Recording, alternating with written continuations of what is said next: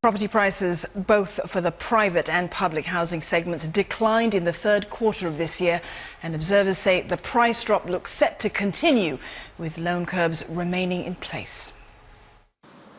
Prices of private homes have been falling for a year. In the third quarter of this year, prices fell by 0.6%. Homes in the core central region, or CCR, continue to bear the brunt. Prices there fell 0.9% as buyers stayed away from these higher-priced properties due to loan curbs. As for the suburbs, prices dipped by 0.2%. The city fringe, also known as the rest of central region, or RCR, is the most resilient. Prices there dropped by only 0.1%. People who buy RCR today definitely have a big percentage of them that originally would have thought of buying CCR. The amount of cash they need to put in, the amount of outlay that they need to, because of the TDSR and all those measures, it's wiser for them to move to RCR. And RCR, that's what we call them city fringe. It's actually near to the city area, not exactly in the center of the city area, but the amount of investment opportunities and activities that can happen there, I guess is quite great.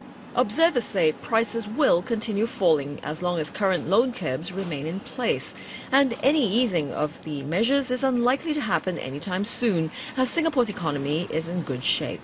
The important factor is if the government were to remove any of the cooling measures, what are the possibilities that prices could grow again at a very robust pace? The government may have to wait for a situation where the chances of a strong rebound in property prices are unlikely to happen. Then they will remove some of the cooling measures.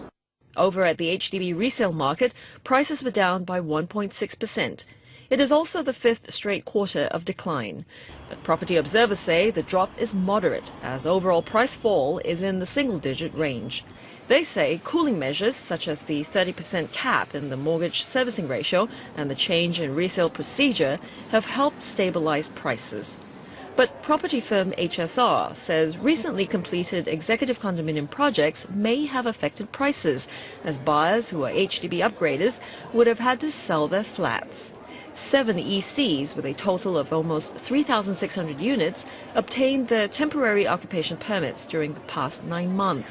Looking forward, property watchers estimate that the HDB resale volume will settle at a new low of about 17,000 units this year, compared to last year's 18,000 units.